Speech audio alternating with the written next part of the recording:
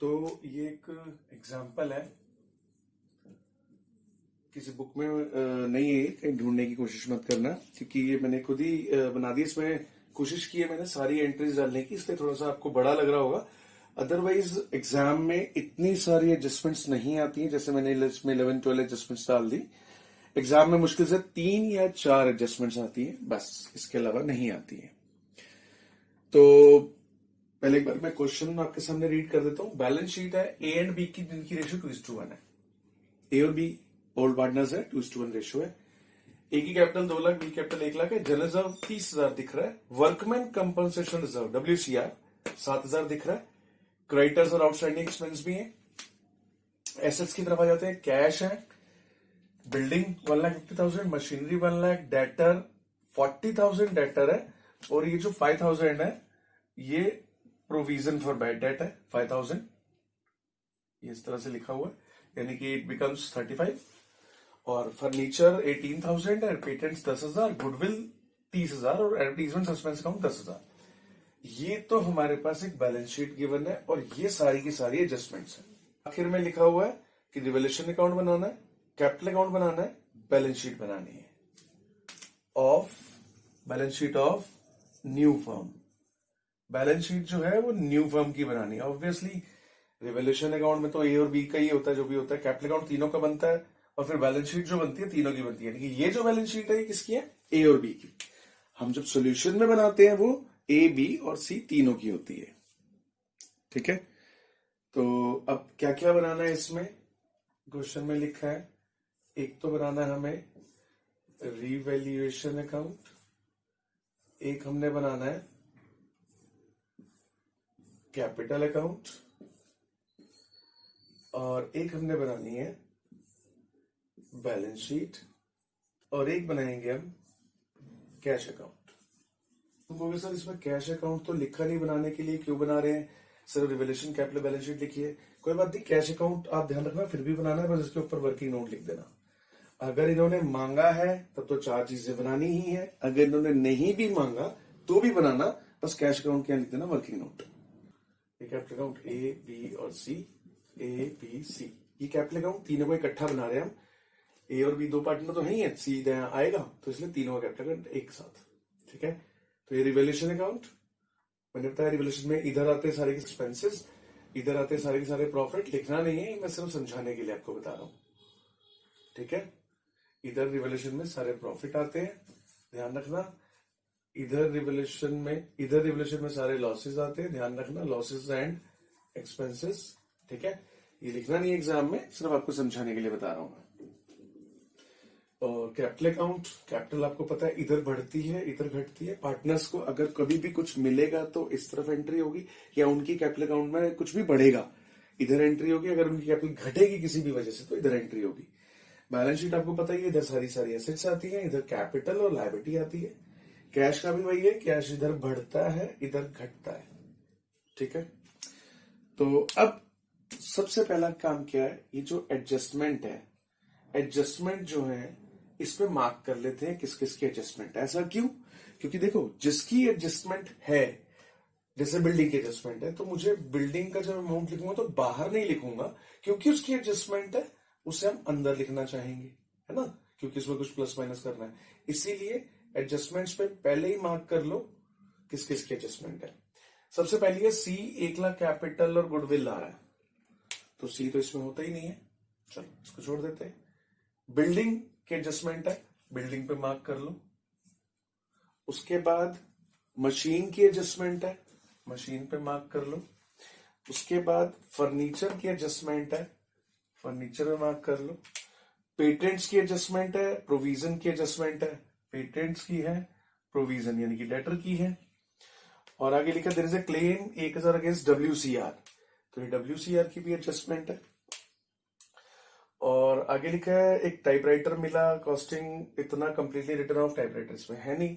Creditors व return back, creditors की adjustment है। और अनपेड बिल इसमें है नहीं। विड्रॉ कर रहे हैं तो ऐसा कुछ होता नहीं इसमें। तो ये सारी एडजस्टमेंट है, हमने पहले ही मार्क कर लिया। मार्क करने के बाद अब क्वेश्चन करते हैं। सबसे पहला काम मैंने क्या बताया, इस पूरी बैलेंस शीट का काम है इसको देखना भी नहीं है, इसको बस देख लिया मार्क करने के लिए देख लिया। अब हमारा काम सिर्फ इस बैलेंस शीट को ट्रांसफर करना है। एक बात ध्यान रखना, जिस तरीके से मैं कर रहा हूं बिल्कुल वही तरीका फॉलो करोगे जैसे मैं कर रहा हूं, बिल्कुल वैसे। अगर ये चाहते हो कि आपकी बैलेंस शीट हमेशा मैच हो एग्जाम में, तो इस तरीके को फॉलो करना, ठीक है। तो सबसे पहला काम मैंने क्या बताया, इस बैलेंस शीट को उठाना है और कहां कहां, 1, 2 और 3, इन तीनों में ट्रांसफर करना है बैलेंस शीट को, बताया था ना। बस वही काम करते हैं अभी फिलहाल। A is capital, B is capital. Capital तो यही आएगी। कैपिटल इधर से क्यों नहीं शुरू होती, क्योंकि कैपिटल क्रेडिट साइड की आइटम है, इधर से शुरू होती है। By balance BD 2 lakh, 1 lakh.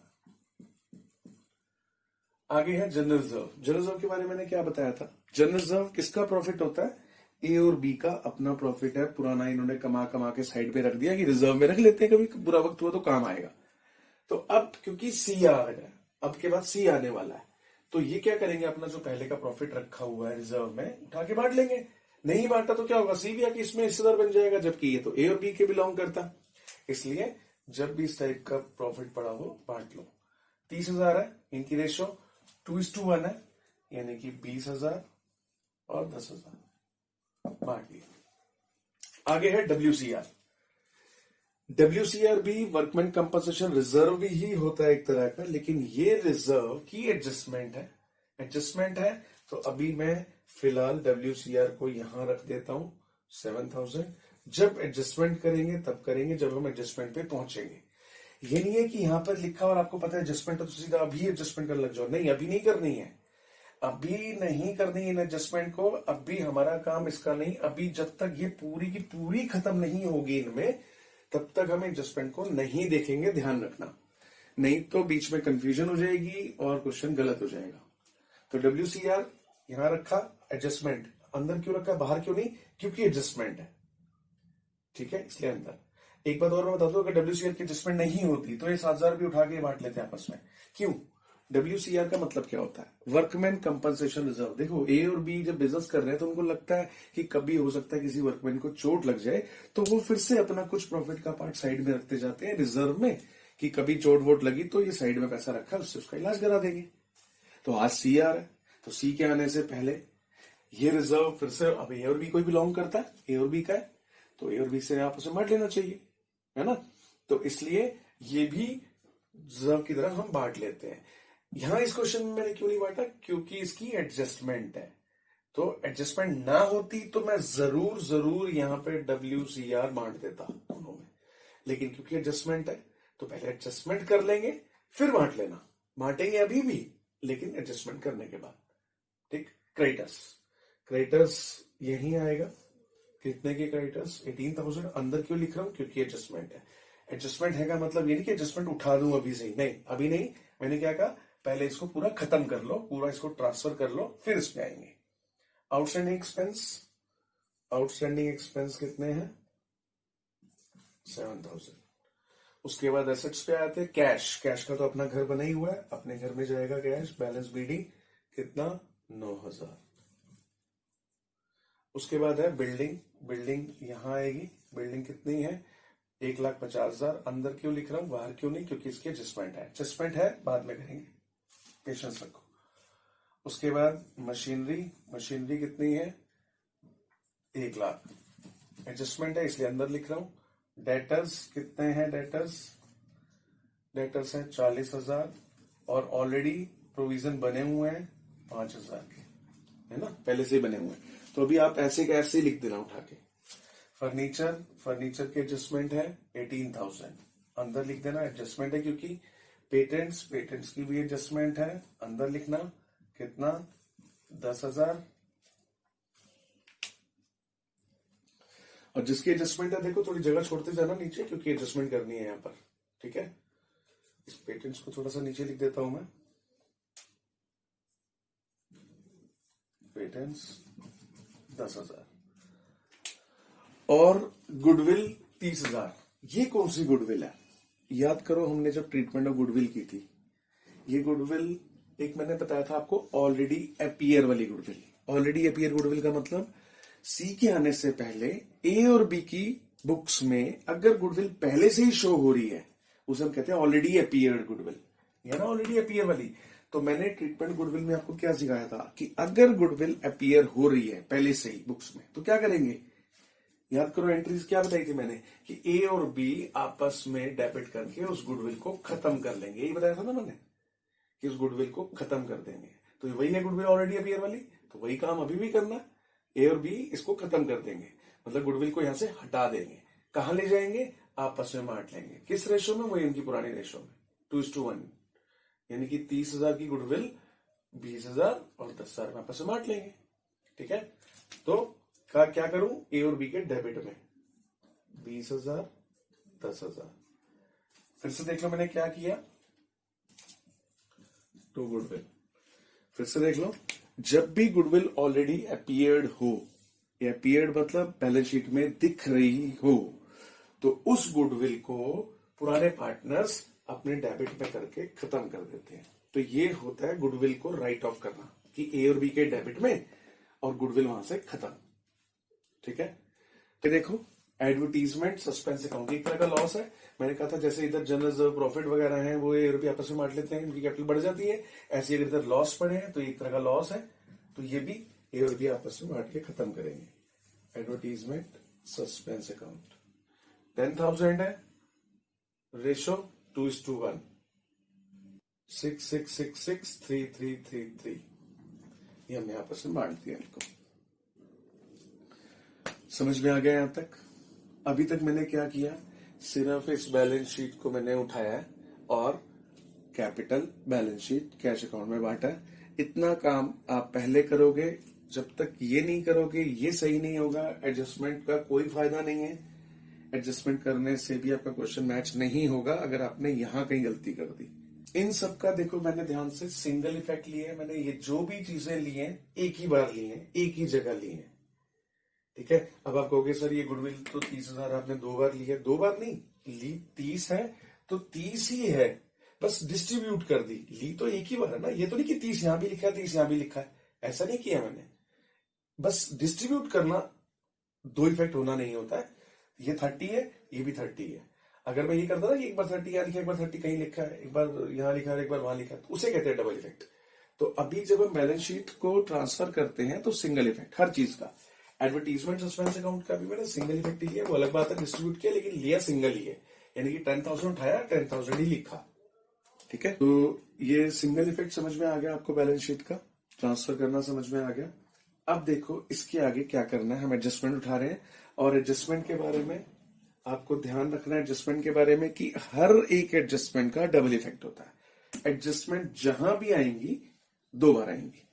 ठीक, अच्छा इसमें मैं आपसे एक क्वेश्चन पूछूं कि अगर मैं इसे अभी टैली कर दूं, क्या ये क्वेश्चन मैच हो जाएगा? एडजस्टमेंट नहीं कर रहा, मैं एडजस्टमेंट नहीं कर रहा, मैं इसको अभी मैच कर देता हूं, यानी कि रिवोल्यूशन में तो कुछ है नहीं, इसमें से डेबिट, क्रेडिट में से डेबिट माइनस कर देता हूं, कैपिटल जो भी बचेगी वो यहां लिख देता हूं, कैश जो भी है कैश तो कैश अपने एसेट में आ जाएगा, इसको मैच कर दूंगा तो हो जाएगी या नहीं? अभी अगर मैं इसे मैच कर दूं तो ये टैली होगी ही होगी। क्यों होगी? ध्यान से देखो, ये सब क्रेडिट साइड की आइटम है ना, जो लायबिलिटी साइड पे होती है, इनको मैंने क्रेडिट में ही डाला है, जहां भी डाला, चेक कर लो। ए बी क्रेडिट में डाला, जनरल रिजर्व क्रेडिट में बांटा है, वर्कमैन कंपनसेशन लायबिलिटीज में क्रेडिट में ही है ना, ये रहा। उसके बाद क्रेडिटर्स, ये भी लायबिलिटी साइड यानी क्रेडिट में ही है, और ये सारे चेक कर लो ये डेबिट में डाले हैं। कैश देखो डेबिट में डाला है, ये कैश का डेबिट, ये क्रेडिट होता है, डेबिट में डाला है। बिल्डिंग मशीन डेटर सब एसेट्स में यानी कि डेबिट में डाले हैं।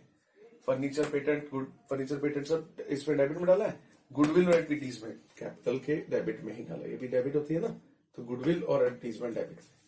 ध्यान से देख लेना, वीडियो को रिपीट करके देख लेना, मैंने जो भी एसेट्स उठाई हैं कहीं ना कहीं डेबिट में डाली है। तो ये डेबिट डेबिट डेबिट, इसको टोटल कर लो, और एक क्रेडिट क्रेडिट टोटल कर लो। जरूर जरूर इतना ही अभी टोटल आ रहा होगा, करके देख लेना।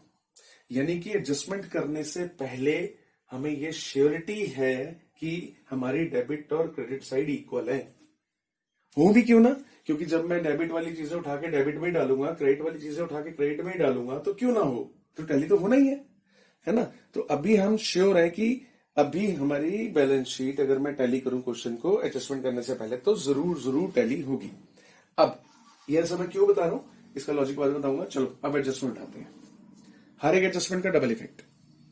सी ब्रिंग्स 1,00,000 कैपिटल लेकर आया, डबल इफेक्ट। वो गुडविल भी लाया, बाद में करते हैं एक एक करके। पहले सी कैपिटल लेकर आया, इसका डबल इफेक्ट ले लो। सी 1,00,000 रुपए कैपिटल लेकर आया, एक तो उसकी कैपिटल बनेगी और एक तरफ कैश आएगा ना, क्योंकि कैपिटल लाया तो पैसा तो आएगा बिजनेस में। तो यहां पे एक तो सी की कैपिटल बढ़ गई 1,00,000 और एक तरफ कैश बढ़ गया 1,00,000, है ना। कैपिटल लेकर आएगा सी, तो एक तो सी की कैपिटल बन गई, एक तो कैश बढ़ गया। अब यहां लिखना क्या है, बहुत सिंपल है लिखना, ध्यान रखना। इसका डबल इफेक्ट कहां है, ये जो सी की कैपिटल डबल इफेक्ट कहां है, कैश में ना, तो यहां कैश अकाउंट लिख दो। इसका डबल इफेक्ट कहां है, सी की कैपिटल में ना, तो यहां टू सी कैपिटल लिख दो। कभी भी पर्टिकुलर्स में अगर लिखना हो, कंफ्यूजन हो, तो ऐसे लिख लेना। आगे लिखा है कि सी 30,000 गुडविल लेकर आया, प्रीमियम फॉर गुडविल लेकर आया सी। तो हमें पता है जब भी सी गुडविल लेकर आता है क्या करते हैं, ए और बी तो छोड़ते नहीं, ए और बी खा जाते हैं उसकी गुडविल, तो ए और बी खा जाएंगे गुडविल, है ना। और दूसरा इफेक्ट, क्योंकि अब प्रीमियम लेकर आया तो कैश तो फिर आएगा ही, तो टू प्रीमियम फॉर गुडविल 30,000 और ये ए और बी खा गए बाय प्रीमियम फॉर गुडविल कितना 30,000 ए और बी। किस रेशो में, सैक्रिफाइसिंग रेशो में, ध्यान रखना। ओल्ड रेशो गिवन है, न्यू रेशो का कोई जिक्र नहीं, तो हमें पता है जब ओल्ड रेशो गिवन हो और न्यू रेशो का कोई जिक्र ना हो तो ओल्ड ही सैक्रिफाइसिंग आती है। तो ये देखो, ये मैंने बांट दिया, तो 30 का डबल इफेक्ट हो गया, 30 यहां 30 यहां, 1,00,000 का भी डबल इफेक्ट हो गया था, है ना। इसका डबल इफेक्ट हो गया, इसका भी डबल इफेक्ट हो गया। आगे चलो, बिल्डिंग एप्रिशिएट हो गई 20% से, बिल्डिंग बढ़ गई, 1,50,000 की बिल्डिंग 20% से बढ़ गई।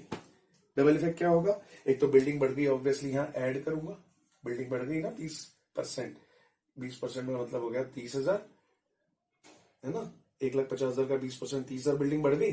और बिल्डिंग बढ़ गई का दूसरा इफेक्ट रिवैल्यूएशन में, क्योंकि ये मैंने कहा एक तरह का P&L एडजस्टमेंट अकाउंट होता है, सारे प्रॉफिट आएंगे तो इधर, लॉस आएंगे तो इधर, तो ये प्रॉफिट है, बिल्डिंग बढ़ गई 30,000 से, तो बाय बिल्डिंग 30,000। देखो इसका भी डबल इफेक्ट हो गया, ये 20% से जो बिल्डिंग बढ़ी थी, इसका भी डबल इफेक्ट है क्या, मशीन डेप्रिशिएट हो गई 10% से, 1,00,000 की मशीन दिख रही है, 10% से डेप्रिशिएट हो गई, मतलब 10,000 रुपए डेप्रिशिएट हो गई। डबल इफेक्ट लेना, मशीन डेप्रिशिएट हो गई, तो एक तो यहां लेस डेप्रिसिएशन 10,000, और एक तरफ लॉस है ना मशीन का डेप्रिशिएट होना, तो लॉस इस तरफ आते हैं टू मशीन अकाउंट। अकाउंट जरूर लगाना, मैं नहीं लगा रहा हूं, आप जरूर लगाना। डबल इफेक्ट हो गया इसका भी। आप एक बात ध्यान देखो, अभी मैंने थोड़ी देर पहले क्या बताया था कि जब मैंने एडजस्टमेंट नहीं की थी तो मेरी बैलेंस शीट जब मैंने उठा के ट्रांसफर की थी तो मैच थी ना, मैंने बताया था कि क्योंकि मैंने डेबिट की चीजें उठाई डेबिट में डाली, क्रेडिट की चीजें उठाई क्रेडिट में डाली, यानी कि दोनों तरफ तो इसको मैच करता तो मैच ही रहती। अब जरा ध्यान से देखो, अब जब मैं एडजस्टमेंट उठा रहा हूं, हर एक एडजस्टमेंट को बड़े ध्यान से देखो कैसे कर रहा हूं मैं। जब मैंने 1,00,000 अच्छा कैपिटल ली थी, डबल इफेक्ट क्या लिया था, मैंने कहा 1,00,000 सी की कैपिटल यहां आ गई और 1,00,000 यहां आ गया, यही किया था ना डबल इफेक्ट। जरा ध्यान से देखो मैंने क्या किया, 1,00,000 को एक बार तो क्रेडिट में डाला, ये क्रेडिट साइड है ना, ये वाली साइड क्रेडिट होती है डेबिट, एक बार तो मैंने इस 1,00,000 को क्रेडिट में डाला और एक बार इस 1,00,000 को मैंने डेबिट में डाला। ठीक है, ये डेबिट साइड है, क्रेडिट साइड है, डेबिट में डाला, मतलब एक बार मैंने 1,00,000 को क्रेडिट में 1,00,000 को डेबिट में डाला जब पहली एडजस्टमेंट की। ध्यान रखना पहली एडजस्टमेंट से पहले ये पहले ही टैली था, ऑलरेडी टैली था, वो मैं प्रूव कर चुका हूं। जब मैंने एडजस्टमेंट की तो मैंने एक को डेबिट किया एक को क्रेडिट किया, इसका मतलब ये तो अभी भी टैली है। चलो और आगे देखो, फिर मैंने 30,000 प्रीमियम की एंट्री की। प्रीमियम की क्या एंट्री की कि भाई सी प्रीमियम लेकर आया, मैंने कहा एक बार तो ईयर भी बांट लेंगे और एक बार ये कैश आ गया, ये किया ना डबल इफेक्ट। जरा फिर से देखो मैंने क्या किया, क्रेडिट साइड पे 30 दिखाए, क्रेडिट साइड है 30 दिखाए, इधर डेबिट में भी, मतलब अगर ये ऑलरेडी टैली है और मैं 30 इधर दिखा दूं और 30 इधर दिखा दूं, जब मैच करूंगा टोटल करूंगा तो फिर भी टैली रहेगा, है ना। और आगे देखो, और आगे देखो, बिल्डिंग एप्रिशिएट 20%, बिल्डिंग बढ़ गई 20% से। क्या किया मैंने, ध्यान से देखो, एक बार तो यहां प्लस कर दिया एसेट यानी कि डेबिट साइड में, और एक बार यहां दिखा दिया, और ये कौन सी है, क्रेडिट साइड। यानी कि मैंने फिर क्या किया, जब ये एडजस्टमेंट उठाई मैंने फिर इधर 30,000 प्लस कर दिया और इधर 30,000 प्लस कर दिया। यानी कि अगर मैं अभी भी टैली करूं, यही क्वेश्चन छोड़ दूं, बिल्डिंग के बाद ही क्वेश्चन छोड़ दूं, मेरी बैलेंस शीट तो अभी भी टैली है। फिर से देखो, मशीन डेप्रिशिएट 10%, मशीन में मैंने माइनस कर दिया, है ना, यानी कि ये डेबिट सबसे डेबिट होती है, यहां डेबिट में माइनस कर दिया, और ये 10,000 मैंने डेबिट में ही शो कर दिया। यानी कि एक चीज में डेबिट से ही माइनस कर दूं और फिर डेबिट में ही शो कर दूं, अभी भी टैली है। तो ये आपके लिए यही मैं बताना चाह रहा था कि जब हम इसका डबल इफेक्ट उठाते हैं तो डबल इफेक्ट को इस तरह से लेते हैं अपने क्वेश्चन में कि उसका एक इफेक्ट डेबिट में जाता है, एक इफेक्ट क्रेडिट में जाता है, तो बैलेंस शीट हमारी मैच होनी ही होनी है, गारंटीड। लॉजिक था जो मैं कह रहा हूं कि हमें डबल इफेक्ट से करना है। इसको पहले ट्रांसफर कर लो, क्योंकि ये ऑलरेडी अगर टैली है तो जब इसको ट्रांसफर करेंगे जहां भी तो वो फिर भी टैली रहेगा, क्योंकि डेबिट की डेबिट में, क्रेडिट की क्रेडिट में उठाओगे तो। और एडजस्टमेंट को इतनी चालाकी से करना है आपने कि एक इफेक्ट उसका डेबिट में और एक क्रेडिट में लेना, तो वो फिर भी टैली रहेगा। अगली एडजस्टमेंट भी डेबिट क्रेडिट तो भी टैली रहेगा। कोई एक एडजस्टमेंट ऐसी उठाई कि डेबिट में प्लस किया तो कहीं ना कहीं डेबिट में माइनस कर दिया, तो भी टैली रहेगा। बस यही फंडा है डबल इफेक्ट का, यही मैजिक है। इसीलिए आपकी बुक का नाम भी डबल एंट्री बुक कीपिंग है, क्योंकि डबल इफेक्ट एक ऐसा मेथड है, इससे आपकी बैलेंस शीट कभी ऐसा होगा ही नहीं कि टैली ना हो। हाँ, जब तक आप खुद गलती ना करो, कंसेप्ट वाली गलती ना करो। अगर आपको यही नहीं पता कि डेप्रिशिएट होने से मशीन यहां लेस नहीं होती, आपने गलती से प्लस कर दिया, तो फिर उसका तो मैं कुछ कर नहीं सकता। लेकिन अगर आपके कंसेप्ट क्लियर है और आप डबल इफेक्ट से चल रहे हो, तो कभी ऐसा नहीं होगा कि बैलेंस शीट मैच ना हो। ठीक है, चलो वापिस अपने क्वेश्चन पे आते हैं। हम कितने एडजस्टमेंट कर चुके हैं, ये हो गई, ये हो गई, ये हो गई। उसके बाद furniture is shown under valued bye 10%। ये कहते हैं फर्नीचर जो है दिख रहा है कि 10% कम है। ये नहीं, ध्यान रखो, अंडर वैल्यूड कह रहे हैं, ये अंडर वैल्यूड मतलब कह रहे हैं कि जो फर्नीचर यहां दिख रहा है ना, वो गलती से पहले से ही 10% डाउन दिख रहा है। गलती हो गई, डाउन दिख रहा है। अंडर वैल्यूड का मतलब हमने गलती से कम दिखा दिया, अंडर वैल्यूड उसे बोलते हैं। मतलब वैल्यू ठीक नहीं की, जो वैल्यू होनी चाहिए थी ठीक नहीं की, गलती से कम वैल्यू दिखा दी। तो क्या करें, क्योंकि कम दिखा दी तो बढ़ा दो 10%, फर्नीचर में 10% ऐड कर दो और ये प्रॉफिट हो गया बाय फर्नीचर। 10% ऐड कर दो, ऐड कितना 10%, 1800 यही होगा ना। फर्नीचर अंडर वैल्यूड दिख रहा है 10% से। अंडर वैल्यूड का मतलब जितनी वैल्यू होनी थी उससे कम गलती से वैल्यू कर दी, 10% घटा दी उसकी वैल्यू, हमने गलत कर दिया। तो कहोगे बढ़ा दो, यहां प्लस, यहां प्लस, प्लस प्लस तो ठीक है, यहां प्लस करेंगे, ये प्रॉफिट हो गया। लेकिन 1800 नहीं आएगा, ये सोचने वाली बात है। क्यों नहीं आएगा? क्वेश्चन में ध्यान से देखो, वो ये नहीं कह रहे कि इस वैल्यू का 10%, वो कह रहे पता नहीं कितनी वैल्यू थी, उसको गलती से 10% घटा दिया तो ये आ गई। अब वो पता नहीं कितनी वैल्यू थी, कितनी वैल्यू थी आप सोचो, मैं बताता हूं। ये 18,000 जो दिख रहा है आपको, ये 10% घटने के बाद दिख रहा है ना, कि अंडर वैल्यूड कर दिया गलती से और यहां दिखा दिया, यानी कि ये 10% घटने के बाद दिख रही है वैल्यू। इसका मतलब अगर ये वैल्यू 10% घटने के बाद दिख रही है तो इसका मतलब 90% वैल्यू है, ये वैल्यू 90% है। तो मैं आपको पहले भी बता चुका हूं, अगर आपको कोई वैल्यू मिल जाए, उसका शेयर मिल जाए, तो उसको उल्टा कर दो, आपको फुल वैल्यू मिल जाती है। ये 18,000 90% है ना। तो अगर मैं इसका 100/90 उल्टा कर दूं तो फुल वैल्यू मिल जाएगी, देखो 20,000। समझ में आया? बहुत इंपॉर्टेंट एंट्री है, फिर से देख लो। ये कह रहे हैं कि फर्नीचर ऑलरेडी वैल्यू से कम दिखाया जा रहा है, 10% कम दिखाया जा रहा है। इसका मतलब ये जो वैल्यू है, ये जितनी होनी चाहिए 10% कम दिख रही है। 10% कम दिख रही है मतलब ये वैल्यू 90% है। तो अगर ये वैल्यू 90% है तो 100 कितनी, उल्टा कर दो। 90% है ना, 90% है तो 100/90 उल्टा कर दो, यानी कि 18,000 अगर 90 है, ऐसे समझ लो कि 18,000 18,000 अगर 90 है तो 100 कितनी? ठीक है, 18,000 अगर 90 है तो 100 कितनी? 100 हो गई 20,000, यानी कि वैल्यू थी 20,000, जो कि गलती से 18 दिख रही है। अब सोच, अब आप इसका वो लॉजिक भी देख लो कि 20,000 की वैल्यू थी, 10% गलती से कम कर दी, 2 कम कर दी, 18 दिख रही है ना? तो वैल्यू एक्चुअली 20 थी। तो क्या करेंगे, इसको सही वैल्यू पे लेके आते हैं। कैसे?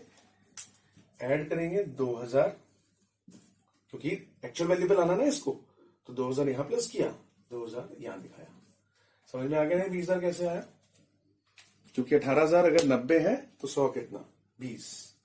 ठीक है, तो वापस उसकी जो अंडर वैल्यू थी उसको वापस सही कर दिया, उसमें 2,000 प्लस कर दिया और 2,000 प्रॉफिट हो गया हमारा। क्योंकि असेट्स का बढ़ना, असेट जब भी बढ़ेगी प्रॉफिट होगा, असेट जब भी घटेगी लॉस होगा। लायबिलिटीज अगर बढ़ेगी तो लॉस होगा, अगर लायबिलिटीज घट रही है तो प्रॉफिट होगा। तो सबको पता है, 11 से पढ़ते आ रहे हो। आगे लिखा है patents are recorded reduced, patents reduce हो गए 4,000 तक। आप कहोगे कि पेटेंट्स को ठीक है जी 4,000 से कम कर देते हैं और 4,000 लॉस है, दिखा देते हैं यहाँ पे पेटेंट्स, है ना? गलत, गलत सोच रहे हो। ये कह रहे हैं 4,000 से रिड्यूस नहीं हुए, 4,000 तक रिड्यूस हुए, अप टू मतलब तक, 4,000 तक। अगर लिखा होता ना बाय, वो होता से। अगर लिखा होता ना कि पेटेंट 4,000 से कम हो गए तो मैं सीधा 4 कम कर देता और 4 यहां दिखा देता। ये कह रहे जी 4,000 तक कम हो गए, 10 की चीज 4,000 तक कम हो गई, यानी कि 10,000 की चीज 4,000 तक कम हो गई, मतलब 6 कम हो गई ना, तभी तो 4,000 तक रह जाएगी। तो इसलिए लेस 6,000, क्योंकि 4,000 तक रह गई, अच्छा यहां लॉस, तभी तो 4 रह जाएगी। तो अप टू मतलब तक, वहां तक लेकर आना उस असेट को। ठीक है, आगे देखो, provision for better reduce by, यहां लिखा है बाय कि 2,000 से घटा दो। अब सिंपली 2,000 ले लो, 2,000 कम कर दो। ठीक है, तो प्रोविजन फॉर बैड डेट कहां है? प्रोविजन ये रहा। तो मुझे प्रोविजन फॉर बैड डेट को कम करना है, तो मुझे बताओ ये प्रॉफिट है या loss? Provision for bad debt, ये जो पहले से प्रोविजन बने हुए हैं 5,000 रुपए के ऑलरेडी बने हुए हैं, ये कह रहे हैं जी ये 5,000 के प्रोविजन को कम करना है। ये हमारे लिए प्रॉफिट है, लॉस नहीं है, लॉस मत समझना। प्रोविजन फॉर बैड डेट और बनाने हो तो होता है लॉस। अगर मुझे लगता कि मुझे और प्रोविजन बनाने हैं, मतलब फ्यूचर में मेरे और बैड डेट होने वाले हैं, तब तो लॉस होता। ये कह रहे हैं नहीं, प्रोविजन को कम कर दो, यानी कि आगे बैड डेट होने का खतरा कम हो गया है। ये जो 5 के प्रोविजन बना रखे हैं ना, कम कर दो। कितने कम कर दो? 2,000 से कम कर दो। तो 2,000 रुपए यहां प्लस कर देता हूं। क्यों? ये 5,000 तो नेगेटिव फिगर थी ना, 5,000 तो प्रोविजन लेस हो रहे हैं, तो मुझे क्या करना है? 2,000 इसमें से कम करने हैं। अब नेगेटिव फिगर में से मुझे कुछ कम करना तो प्लस करूंगा ना 2,000, और यहां आ गया by provision for bad debt. फिर से देख लो, अगर प्रोविजन ये कहते 2,000 और बनाओ, तो मैं क्या करता? ये 5 तो ऑलरेडी बने हुए हैं, ये 2 और लेस कर देता, 7 हो गए प्रोविजन। 5 ऑलरेडी बने हुए हैं, 2 और बना देता। अगर ये कहते कि प्रोविजन 2,000 और बनाओ, तो ये 2,000 लॉस हो जाता। अब ये कह रहे हैं 2,000 और मत बनाओ, 2,000 प्रोविजन को कम कर दो। अब तुम कहोगे सर 5,000 है तो इसको 3,000 कर दो ना। हाँ, तो वही 3,000 ही तो कर रहा हूं। 5 नेगेटिव है, 2 को प्लस कर रहा हूं, तो 3 ही तो कर रहा हूं मैं, इसलिए इसे ऐड कर रहा हूं ना। तो आप 3 हो गया। देखो 5 नेगेटिव है, 2 प्लस कर दिया तो 3 हो गया। ठीक है, तो प्रोविजन जब भी बनाने हो और तो लॉस है, प्रोविजन वापस करने हैं तो प्रॉफिट है। तो यहां प्रोविजन वापस हो रहे हैं, रिड्यूस हो रहे हैं। ठीक है, प्रॉफिट आ गया। आगे, there is a claim 1,000 against WCR। मैंने क्लेम की बात पहले भी बताई थी। WCR अगर एडजस्टमेंट ना होती वर्कमैन कंपनसेशन रिजर्व की, तो उठा के चुप करके रिजर्व की तरह ए और बी बांट लेते। लेकिन अभी एडजस्टमेंट में क्या कह रहे हैं जी? 1,000 जो है इसका क्लेम है, यानी कि किसी वर्कमैन को चोट लग गई होगी, उसके लिए 1,000 क्लेम है, देना है। ठीक है जी, 1,000 रख देते हैं, बाकी 6,000 तो फ्री हो गया। वो 6,000 तो ए और बी बांट सकते हैं आपस में, क्योंकि नहीं बांटा तो कल को सी आके हिस्सेदार बन जाएगा उस 6,000 में। ठीक है, अब तुम कहोगे 1,000 रख रहे हैं उसमें भी तो बन जाएगा। नहीं, वो 1,000 तो उसके क्लेम का रख रहे हैं, किसी वर्कमैन को चोट लगी है उसके लिए, इसलिए 1,000 छोड़ देंगे, यानी कि 6,000 यहां से हटाओ समझ में आ गया ना? क्यों? क्योंकि 1000 तो छोड़ना है। 6000 यहां से हटाया और ए और बी आपस में बांट लेंगे बाय WCR। 6000 बांट लिया, किस रेशो में? उनकी ओल्ड रेशो 4000 2000 2:1 बांट लिया। अगर मैंने क्या बताया, ये ना होता, ये वाली एडजस्टमेंट ना होती क्लेम की, तो पूरा 7 पहले ही बांट देते। एडजस्टमेंट थी इसलिए यहां रखा। एडजस्टमेंट आई कि 1000 क्लेम रखना है, तो सोच लो कि 4000 में से 1000 रखना है, यानी कि 6 तो फ्री हो गया। जो फ्री हो गया ये अभी बांट लेंगे। ठीक है, आगे लिखा है there found a typewriter costing 5000 which was completely written off, which was completely है, which was completely written off from the books. ये कह रहे जी एक टाइपराइटर मिला 5000 रुपए का, जो कि बुक्स से कभी है ही नहीं बुक्स में, यानी कि कभी हमारे पास कई साल पहले टाइपराइटर होता था, वो खो गया था, हम भूल गए थे, बुक्स में भी नहीं था। आज अचानक से पता लगा जी 5000 रुपए का हमारा टाइपराइटर भी है। इसे कहते हैं अनरिकॉर्डेड एसेट्स। ऐसी एसेट्स जो अब तक रिकॉर्ड नहीं थी, देखो कहीं रिकॉर्ड नहीं थी, अब आ गई, अब आ गई, तो आ गई तो फिर रिकॉर्ड कर देते हैं। टाइपराइटर कितने का? 5000। और दूसरा इफेक्ट, नई एसेट्स पैदा हो गई ना, फायदा हो गया ना, बाय टाइपराइटर 5000। क्या बोलते हैं हम इसे? Unrecorded assets. Unrecorded assets. आगे, क्रेडिटर्स वर रिटर्न बैक 3000। क्रेडिटर्स 3000 से रिटर्न बैक, कम, क्रेडिटर्स 3000 से कम हो गए, कर देते हैं। क्रेडिटर्स 18 के दिख रहे हैं, लेस रिटर्न ऑफ 3000 से कम कर देते हैं। और ये फायदा है नुकसान है? क्रेडिटर्स कम हो रहे हैं, आपके ऊपर लायबिलिटी कम हो रही है, कर्जा कम हो रहा है, फायदा है बाय क्रेडिटर्स, फायदा है। तो इस तरफ 3000। आगे, अनपेड बिल वॉज फाउंड 500 रुपए। तो देखो एक अनपेड बिल, भूल गए थे हम उस बिल को, अब पता लगा है 500 रुपए का। ये भी अनरिकॉर्डेड एसेट्स नहीं है, अभी अनरिकॉर्डेड लायबिलिटी है, यानी कि एक ऐसा बिल मिल गया, हम भूल चुके थे, अनपेड बिल था 500 रुपए का, अब पाया गया, तो कोई बात नहीं, अब दिखा देते हैं। आउटस्टैंडिंग बिल कितने का? 500 रुपए का, और ये लॉस है। आउटस्टैंडिंग बिल 500 रुपए का। डबल इफेक्ट, डबल इफेक्ट देखो मैं पहले भी बता चुका हूं, अभी भी देख लो, कहीं भी उठा के देख लेना पूरे क्वेश्चन में मैं डबल इफेक्ट कैसे कर रहा हूं। एक डेबिट एक क्रेडिट। देखो अभी जो लेटेस्ट किया वही देख लेते हैं। 500 रुपए मैंने डेबिट में दिखाया और 500 रुपए क्रेडिट में, मतलब लायबिलिटी साइड क्रेडिट की होती है ना, डेबिट क्रेडिट। हमेशा सारी एडजस्टमेंट ही मैं ऐसे कर रहा हूं। इस इफेक्ट ऐसे लो, आपस में वो इफेक्ट एक दूसरे को नलीफाई कर दें। अगली एडजस्टमेंट करते हैं, ये हो गई, हो गई। A and B withdraw half of goodwill which was receive from C. A और बी ने क्या किया, जितनी उनकी गुडविल मिली थी ना, सी वाली, सी से गुडविल जो छीन ली थी इन्होंने, हमेशा ऐसे ही होता है, जो सी गुडविल लेकर आता है ए और बी खा जाते हैं। 20 और 10 खा गए ना। जो 30,000 ये गुडविल लाया था, याद करो ये वाली एंट्री, ये 30,000 वाली, ये ए और बी खा गए थे, है ना। तो ये ए और बी कह रहे हैं अब ये निकाल कर घर ले गए, विदड्रॉ कर ली।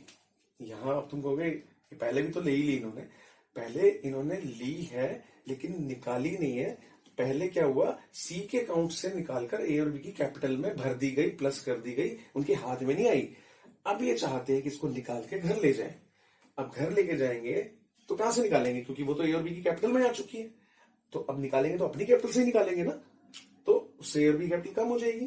देखो ए ने कितना निकाले, लिखा है हाफ, हाफ, यानी कि ए को मिले थे 20, 10 तो ये विड्रॉ कर रहा है, ये भी हाफ, 5 विड्रॉ कर रहा है, विड्रॉ कर रहा है ना।